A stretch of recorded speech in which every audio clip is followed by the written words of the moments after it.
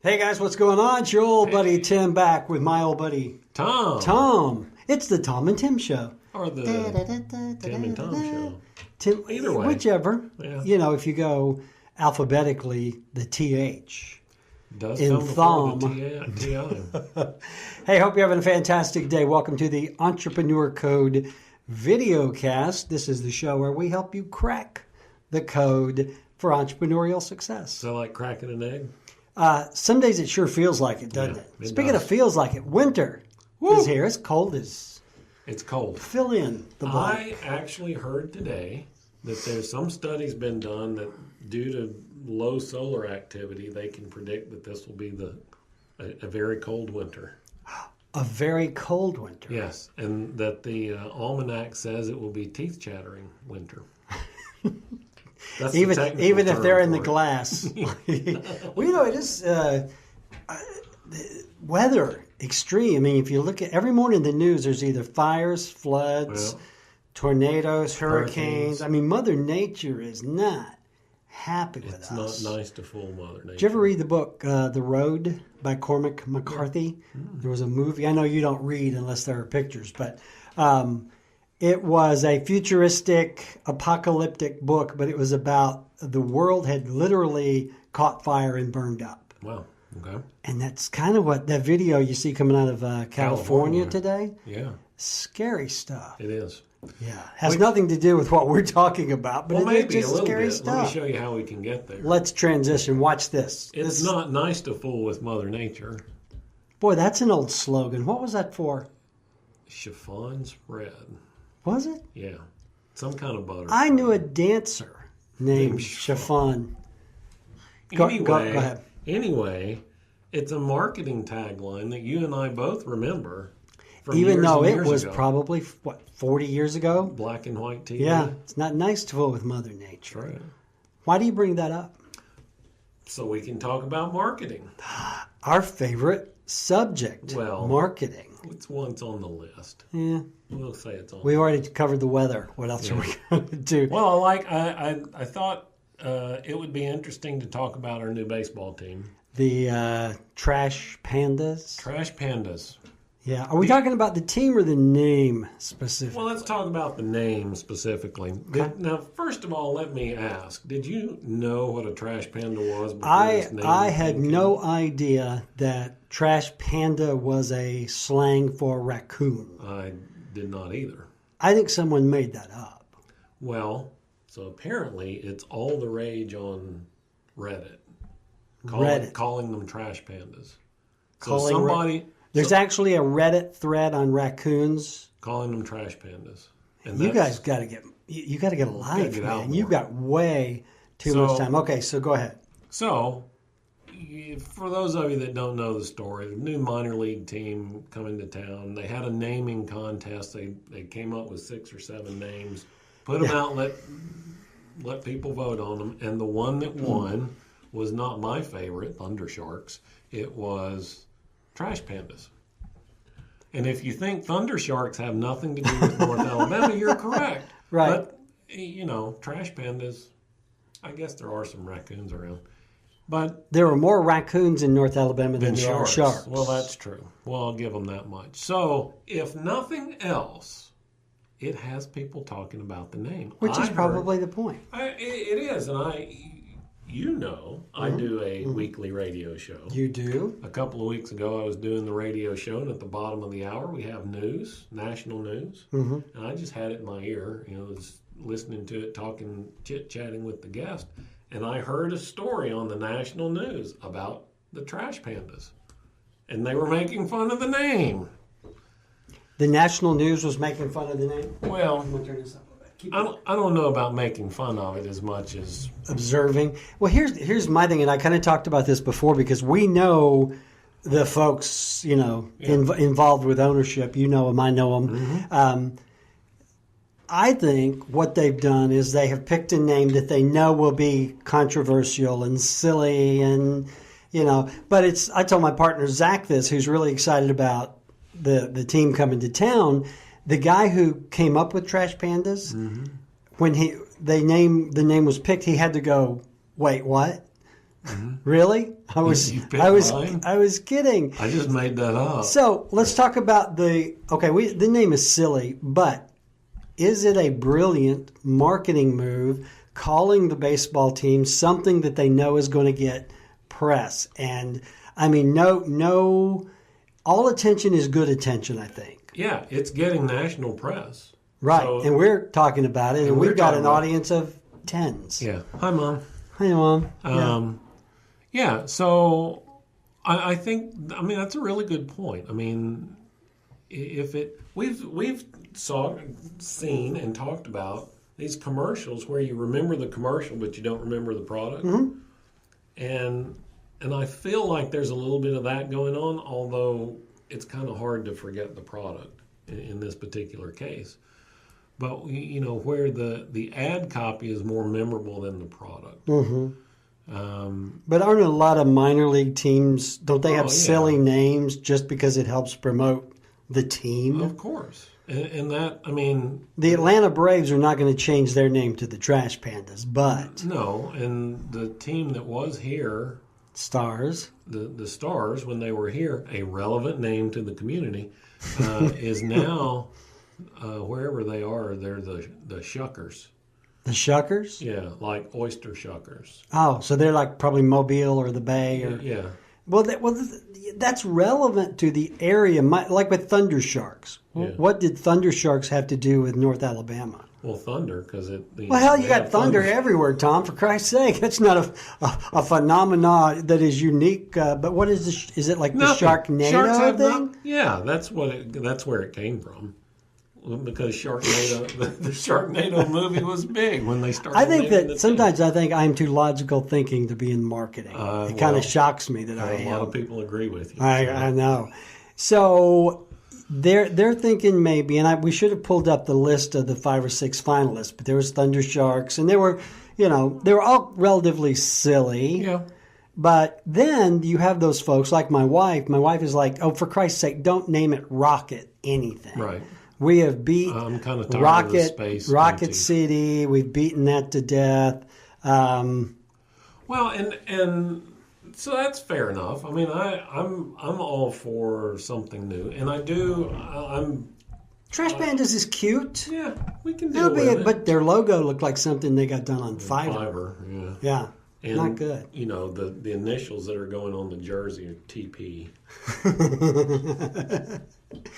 Then their mascot should have been a bear with toilet paper bits on his ass. That would have been logical. That would be phenomenal. By the way, I went as the Charmin Bear at Halloween this year. Did you really? It was embarrassing and cold. But anyway. Did you have a little piece trailing? A little tree, yeah, on a string. It was on floss. Oh man. But anyway, was it a shock value move? That's what I'm asking you. I think so. Decipher. I think so. I think it was intended to get people talking about the brand, and it has. Yeah. I mean, so much so that the league has told the team ownership, man, well, whatever you're doing well because people are talking about it. I guess it is brilliant, right? And they opened a store yesterday, in fact, to buy logo merchandise, and there was a line at the door. So I don't get it either, but whatever they're doing is working. Yeah. So well, and I do think the silliness of the name aside, I think it is brilliant marketing. Because look at everything you can do with a cute little cuddly pandas. You can do stuffed toys. And I believe they've gone back and licensed the old Stars name. Really? Have you heard this? No, I hadn't heard this. Yeah, they were trying to, or they did. They were going to license the Stars logo, and they were going to have like a nostalgia section to the gift shop where you could buy Stars memorabilia. That'd be good. That'd be good. But again, you got to give them credit for the marketing side of things. So can you think of any other brands that have done shock marketing? From a silly name, or I think they're one of my favorites. Have you ever seen the ads for the Dollar Shave Club? Yeah, those are brilliant. Yeah, and they're just like there's a scene where I don't remember the guy's name, but he's supposedly the founder.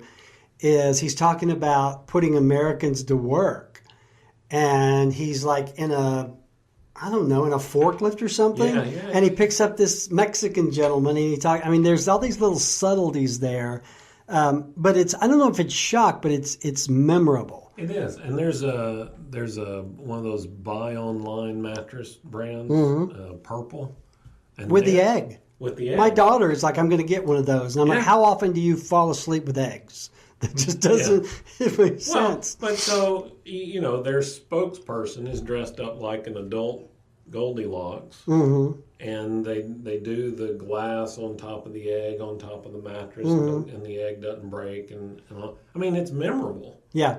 And so, I think whether it's shock value or just outrageousness that gets you to remember the ad copy, or whatever it is that gets you to remember, or a catchy jingle for that matter.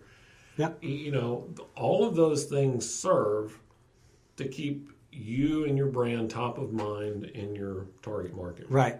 And that's one thing you need to keep in mind as you are coming up with a name of a company or the brand. We remember things like we all know Alexander Shannara, Charles Pittman. Who's the guy that's really obnoxious? The Hammer, Alabama Hammer. Oh my God. Would you really trust this guy to represent you in court? Obviously people do. Do you remember back when lawyers could not advertise? I do, yeah. And now they can advertise, but they have to have the disclaimer that their services are no better than any other lawyer. Right. Which I think is just silly. Doesn't that kind of defeat the purpose? It does kind of defeat the purpose, but you look at like the commercials that you remember, though, are the, call me Alabama. Yeah. And then of course, the Pittman. This is a little bit of an aside, but how do you put up a billboard that says I won $9 billion or whatever it is in settlements, and then at the bottom have to say, but I'm no better than any other lawyer? Yeah. Yeah. I don't. Well, that disclaimer aside, I think lawyers are the only profession that have to do that. And for the longest time, lawyers could not advertise at all. And so now they're like, okay, we will let you advertise. Can doctors advertise? Doctors can advertise. Dentists advertise. LASIK advertise. I think any and all professions can now advertise. But lawyers are the only one that have to use the disclaimer. Yeah. Well, realistically, we all should have to use a disclaimer, right? Because what have we digressed to? We were talking about this somewhere this morning, maybe on the radio show, that the reviews, the reason this was on the podcast, the reason reviews are so important is because we don't go to the mall and shop for Christmas presents anymore. Right. So what do you want? I go on Amazon, I look for it, I look for the one that's got the best reviews, and that's what I buy. So now everybody's just trying to get as many other people to say, "Oh, this is the best product I've ever used." Yeah. Well, whether they've even used it or not. And so from a consumer perspective, you have to treat some of that, buyer beware. Right? But from a marketer's perspective, I don't appreciate. I work hard to get the referrals that I get and the testimonials that I get, and I don't appreciate other people buying them. Yeah. You know? Well, if you look at my profession in real estate, especially online, we really do kind of live and die by the reviews we get. The bad thing in my profession, it's harder than hell to get a customer to take the time to review you, but you're right. If you go to Zillow and look at someone, I'm not going to mention any competitors, but there are competitors here in town that actually employ people in their office to do nothing but get them those reviews, right? So I think that brings us back to the Trash Pandas is what they're doing. I think Name a Site is brilliant because it is getting attention, but you look at a lot of times you remember, as you said, you remember the jingle or the slogan, but you don't really remember the product. Right. And I think what they've done is pretty smart. Yeah. As you said, it's got us talking about it. It's got us talking about it. So I think the question then becomes, if you are just a normal business, what can you do when it comes to marketing to be memorable to your customer if you don't have a name like Trash Pandas going for you? Well, I'm just throwing something out there, but one thing that you can do is get a ridiculously large picture of yourself wrapped around your car. Nothing wrong with that. Let me tell you something. It works. Conversation. Well, you think about that though. He's talking about I'm wrapping my car, and my big face is going to be a. Right now, I've got little bitty magnets on the side of my car. I have had people in traffic honk at me because they've seen my magnet and want to know more about how we do the flat fee listing sort of thing. Really? Yeah. So in my profession, our message with Revolved Realty is we're a flat fee listing company. We're going to save you some money when we list your home over other realtors. Okay, so that's our bragging point. That's our unique selling proposition. And by putting that on a 2,000-pound hunk of metal that drives around the city every day, I'm a big fan of the rolling billboards. Sure. Now, let's say someone like you frequent a coffee shop. Yes. What can that coffee shop do other than come up with a clever name to market and be memorable? Do they need a catchy jingle? Do they need a mascot? What do they need? Well, they could do all of the above, but for a food-related business, I really like themed names for your products. Such as? What's the coffee shop where you guys? Old Town Coffee. Okay, that's not really. Well, I mean, there's nothing wrong with it, but So it's what not they really. It's not like Good Beans or right. It's not a play on Jabba Joe or something like that. It's just a nice, quaint name for the business. Right. So what they do, for their brewed coffee, it's all named after the country where it comes from. Okay. Colombian, Peru. Do they have that coffee that passes through a cat? Do you know what I'm talking about? I do know, and I don't want to know. I hear it's good coffee. So that's what I hear too. But then for like each month or for a time period, they'll come up with themed names for their espresso drinks. Mm-hmm. Like she did a Michael Jackson theme one time, so around Halloween. So there was Thriller and all the different Michael Jackson. A lot of cream, names. I imagine. So anyway, they come up with these themed names. So I don't know. I mean, in terms of like a coffee shop, it's hard to do something outlandish if you're just kind of a nice, normal, basic business. Well, like so a there's coffee a place in Salt Lake City called Badass Coffee. I like that. It's pretty good. Yeah. And my other favorite marketing coffee company right now is Black Rifle Coffee. Right? Because they make ridiculously funny videos. Yeah. Okay, so let's go back to the Dollar Shave Club guy. Right. He's selling razors. Right. Okay? Razors have been sold for Super thin margins. hundreds of years. What he knew he had to do something to stand out. Right. I mean, and so doing that commercial, which went viral and probably has been seen tens of millions of times and caused a lot of people to order. Yeah. I think it was brilliant. He took a super duper basic product and came up with a really clever marketing campaign. Yeah, so consider what he was competing against. Right? Mm-hmm. It's literally a 29-cent disposable razor. And I'm going to send you a handle for free, and you have to pay $2 per cartridge. Right. Well, that's not even competition. Mm-hmm. So what he had to do was justify, I think last week we talked about perceived value range. Mm-hmm. So he's way over the perceived value range of just a razor. So he had to go not just over, but ridiculously overboard with why it's so much out of that value range. And so even though he did it in a funny way, which I think the humor of the presentation created buzz and got people to watch it and remember it. Right. But he was still able to get the message across in the copy that's being transmitted in that video. Mm-hmm. Like for Black Rifle, And they're actually targeting a very specific market. So the stuff that they do and the stuff that they talk about in their videos Keep going. is Sorry about that. there's an echo. It sounds remarkably That's like called I'm a savant when it comes to this computer. They're targeting a very specific market. The videos that they make are funny to me. They might not be funny to someone who hadn't been in the service. Mm-hmm.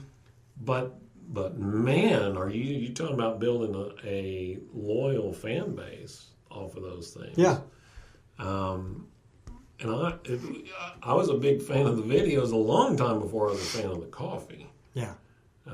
So and I would even go so far as to say the videos got me to try the coffee. Yeah. If I just heard Well, that's the way the razor was.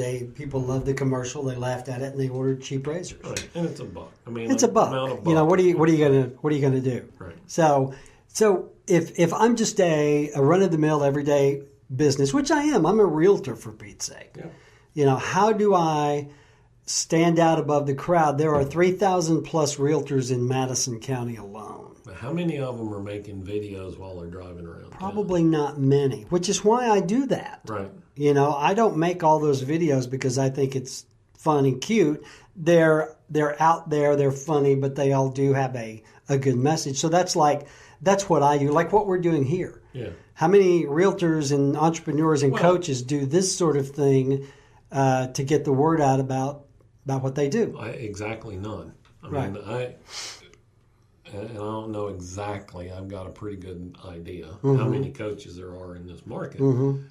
But I do know how many of them do a daily video podcast. That's one. That's me. Yeah. 7 minutes in the morning, by the way, if you. So minutesinthe.morning.com, 5 days a week. 7 minutes at 7 a.m. How about that? But for people like Tim, the recording's available. So I'm dealing with dogs at 7 in the morning. So, could somebody else start doing that? Sure. If somebody else starts doing that, if one other coach starts doing that, does that dilute my value? Maybe a little bit, but probably not. It depends on how well they do it. Yeah. And what their message is. Absolutely. Because there are, and again, this is no reflection on my brilliance. Brilliant. I can go out and do a video like I do because I've got the experience doing it for 50 years. Yeah. Any other realtor could do the same, but they're really incomparable. Right. We're both realtors talking, but the way we talk, the message, all that, and the same way with coaching, if I'd suddenly started doing, you do 7 minutes in the morning, I was going to do 6 minutes. Well, I'll do later I'm going to do 9 minutes at 9. Yeah. The message and the content would be completely different from what you do. Well, but which one of us would stand out the most? That's the Trash Panda. Right. The one dressed up like dressed up like a trash panda. Now, if 20 people started doing what I'm doing, then the value would be diluted almost to the point where it's not. It would depend on how well they market.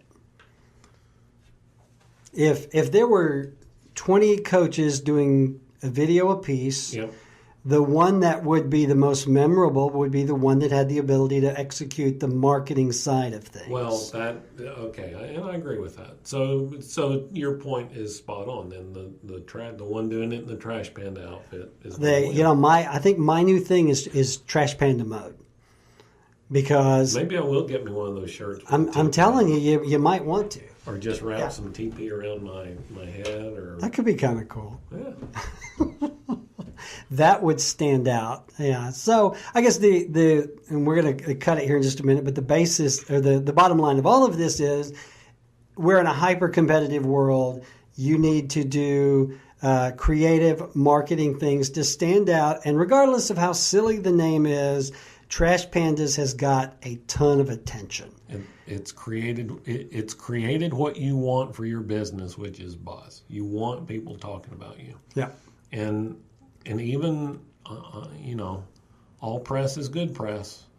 When people are talking about you, they're not talking about the other guy. Exactly. Yeah. Right. And so even if it's bad, Even if it's perceived as bad, oh, it's a stupid name. Yeah. Yeah, but you still know my name. Still know my name. Yeah. Right? And that, I was talking to somebody this morning. They were talking about how effective the podcast and radio and whatnot is for what I'm doing. And I said, well, I mean, I know that I get leads from those sources, and I know that I hear a lot. Wow, I see your name everywhere. Mm-hmm. Good. Yeah. That's exactly what I want. Yeah. It was like, I have a lot of people come to me and go, Wayne, you're always on Facebook. Yeah. And I go, thanks for noticing. Yeah. It must be working, Yeah. So finally, putting my picture on everything pays off. It really does. So I guess the question is, what can you do to Trash Panda your business? To work. There you go. He'll do a whole 7 minutes in the morning. Trash Panda your business. Trash Panda your business. I think that's brilliant. We need to get Emo, who is, I guess, he's the marketing guy for Trash Pandas. Zach had him on the show in Athens. Yeah. But we can get him in here and let's do that. He may be too smart for us now that I think about it. Well, that's okay. We'll learn from his. We'll learn from his brilliance. We'll bask. So, hey, tell us what do you got going on and how can folks get a hold of you? Well, the easiest way to find me is on the podcast, 7minutesinthemorning.com, or you can head over to my website, thomrigsby.com. And I'll go ahead and throw this out there. I did a little quick video. I have shared the method that I use for organizing my day with, random people over the years and gotten more comments about that. And so our mutual friend, Dan, says, if 3 people ask you about something, that's a product opportunity. There you go. So I made a quick little video about it. It's called P4F. P like priority, the number 4 and F. So thomrigsby.com/P4F. We'll get you that little video. Yeah, and drop that in the comments below. Yeah, we'll do that. So people will look for it. All right, very good. And a lot going on. As always, if I can do anything for you when it comes to real estate, if I can Trash Panda your house, I'm your guy. If I can Trash Panda your business. Your life, yeah. I think I've decided they're pretty smart. Yeah, maybe we'll stick with that for a little bit. Yeah, we're going to go with that for now. So, all right. Hey, so this is Trash Panda 1 and Trash Panda 2 signing off. Out of here. By the way, look closely. At this. Don't look that closely. It's a family show. All right, guys. We'll see you next time. Bye-bye.